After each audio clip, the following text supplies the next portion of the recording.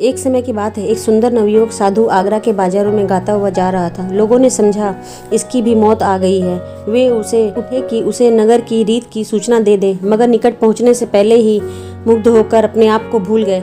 किसी को साहस न हुआ कि उससे कुछ कहे।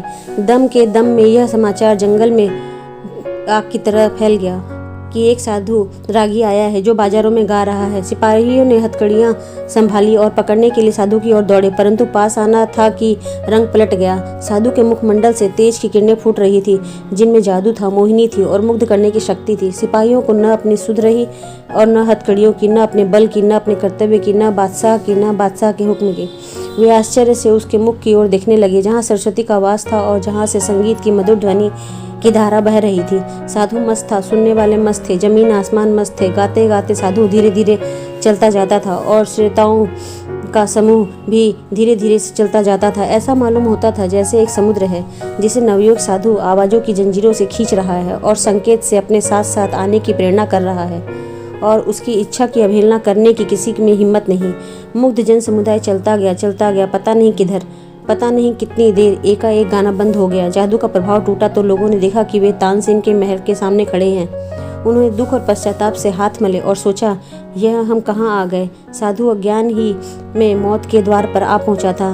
भोली भाली चिड़िया अपने आप अजगर के मुंह में आ फंसी थी और अजगर ने के दिल में जरा भी दया न थी। तान से बाहर निकला। लोगों को देखकर वह हैरान हुआ, फिर सब कुछ समझकर बोला, तो आप ही के सर पर मौत सवार है। नवयुवक साधु मुस्कुराया, जी हाँ, मैं आपके साथ ज्ञान विधा पर चर्चा करना चाहता हूँ। तानसेन ने बेपरवाही से उत्तर दिया, बहुत अच्छा, मगर आप नियम जानते हैं ना, नियम कड़ा है और मेरे दिल में दया नहीं है।